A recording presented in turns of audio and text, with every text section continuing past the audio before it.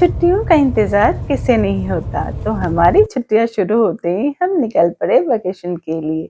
हमें जाना था साउथ टूर पे, तो इसके लिए फ्लाइट लेनी थी हमें गुवाहाटी से।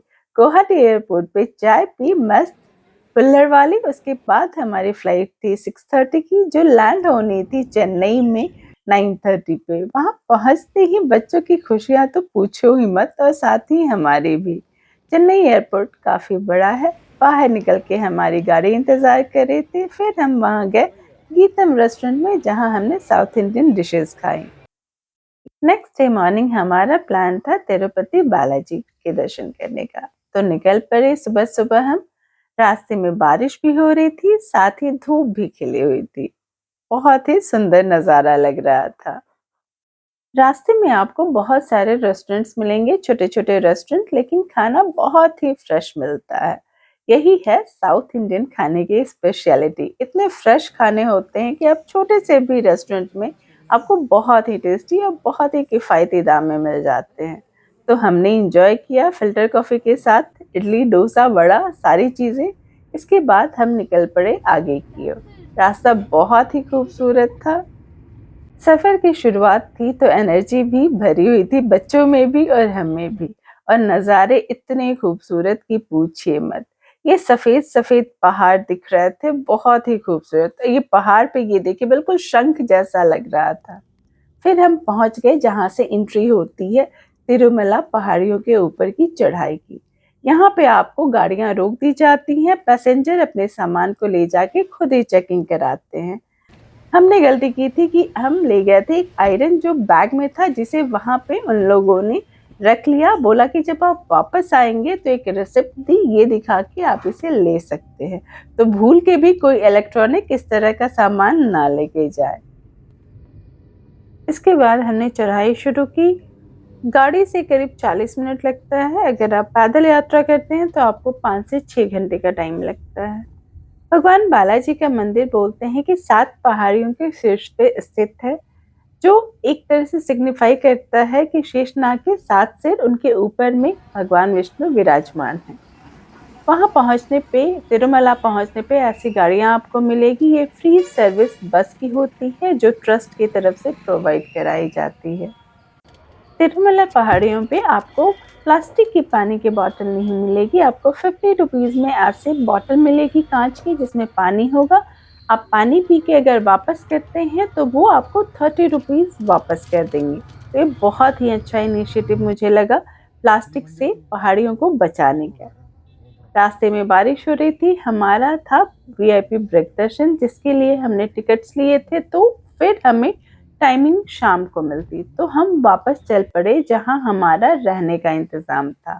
क्योंकि हमने वीआईपी ब्रेक दर्शन का टिकट लिया था, तो हमें एक इस तरह का एक अपार्टमेंट जैसा था, वो मिला था रुकने के लिए। एक निवास बोलते हैं आप, या कॉटेज बोले, जो बोले।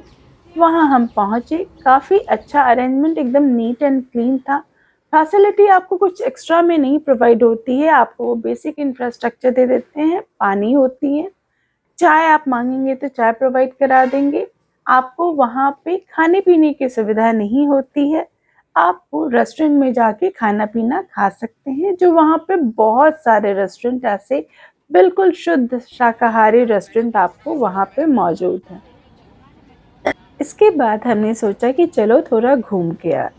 तो आगे निकले तो देखा अन्न प्रसादम के लिए बहुत ही लंबी लाइन लगी थी। तो हमने सोचा कि चलो ये मौका हम क्यों छोड़े। तो लग गए हम भी लाइन में अन्न प्रसादम के लिए। काफी लंबी लाइन थी, लेकिन सोचा कि चलो कुछ पुण्य मिल जाए प्रसाद से। ये बड़े बड़े वहाँ हॉल होते हैं, जिसमें एक हॉल में आपको 1200 से 1400 लोग खा सकते हैं। एक साथ ही केले के पत्ते पे प्रसाद वो लगाते जाते हैं। हर चीज़ इसी तरह से, जैसे ग्लासेस हुए, चावल हुआ, हर चीज़ इसी तरह से आएंगी मूविंग ट्रे में, और वो आपको देते चले जाएंगे। तो प्रसाद खा के मन बहुत ही प्रसन्न हुआ। सारे लोग वहाँ एक बराबर होते हैं, ना कोई बड़ा ना कोई छोटा, ना कोई पैसे वाला ना कोई गरीब। सबको बिल्कुल एक समान प्रसाद मिलती है और एक साथ मिलती है। बाहर निकल के हमने ऑनलाइन पेमेंट किया, यानी दान दिया अन्न प्रसादम के लिए, और फिर निकल पड़े नज़ारे देखने के लिए। बहुत ही सुंदर नज़ारे नज़र आ रहे थे, लेकिन क्योंकि थकान थी तो फिर हमने रूम में जाके रेस्ट किया और उसके बाद सोचा कि चलो रात का खाना खाने के लिए कोई अच्छा सा रेस्टोरेंट ढूंढते हैं। तो पहुंच गए हम एक साउथ इंडियन रेस्टोरेंट में, जहां बहुत ही सुंदर रंगोली फूलों से बनाई हुई थी। इंटीरियर भी बहुत ही अच्छा था। लेकिन एक ड्रॉबैक क्या होती है, हम बाहर से जो जाते हैं साउथ इंडिया में तो हमें लगता है कि इडली डोसा सांभर हर टाइम मिलेगा, बट ऐसा नहीं होता है। लास्टली हमें नॉर्थ इंडियन खाना ट्राई किया जो बहुत बेकार था। नेक्स्ट डे मॉर्निंग हमने सोचा कि चलो मंदिर के आसपास कुछ घूम के आते हैं और साथ ही हमें कुछ फोटो स्टेट करवाने थे कुछ पेजेस की जो दर्शन के समय रिक्वायर्ड होते हैं। फिर मैंने खरीद लिया थोड़े से फूल बालों में लगाने के लिए, लेकिन मैंने गलती की, फूल लगा के अब बालाजी के दर्शन करने मंदिर के अंदर नहीं जा सकते। बेटी मेरी तैयार हो चुकी थी, टाइमिंग थी हमारी 11 बजे की, तो सारे लोग तैयार होके आ गए और हमने सोचा थोड़े से फोटोग्राफ्स करवा लेते हैं, बट हो नहीं पाया। दर्शन करके हम वापस आ गए। मंदिर के सामने ही एक रेस्टोरेंट था बहुत ही अच्छा, जहाँ पे सापड़ जो मील होता है वहाँ उसे सापड़ बोलते हैं, वो प्रोवाइड कराया जा रहा था। देख के बहुत टेम्पटिंग लग रहा था, तो हम भी पहुँच गए वो सापड़ खाने के लिए। जनरली जो साउथ इंडिया के नहीं होते हैं उनके दिमाग में ये होता है कि साउथ इंडिया जाके हर टाइम इडली सांभर डोसा खाएंगे, वड़ा खाएंगे, लेकिन आपको ये हर समय अवेलेबल नहीं होता। ये सापड़ होता है जो आपको दिन के टाइम में मील में मिलेगा, रात के टाइम में भी मिलेगा। और अगर आपको इडली डोसा वड़ा खाना है तो वो टिफ़िन मील्स में आते हैं जो आपको मॉर्निंग में और इवनिंग में मिलते हैं। तो वहाँ हमने खाया सापड़, उसके बाद निकल पड़े हम बाहर। सोचा थोड़ी सी फ़िल्टर कॉफ़ी पी जाए जो बहुत ही टेस्टी मस्ट ट्राई होती है साउथ इंडिया जाके, और जो वो उसे सर्व करते हैं स्टील की ग्लासों में वो बहुत ही क्यूट लगता है। तो वहाँ हमने फ़िल्टर कॉफ़ी पी, फिर सोचा थोड़ा-सा देख लें अगल-बगल का नज़ारा। बाहर निकले, भीड़ बहुत ज़्यादा थी, वापस जाने वाले लोग वापस जा रहे थे। हमारा वीआईपी ब्रेक दर्शन का टिकट था तो हमें लगभग 2 घंटे लगे।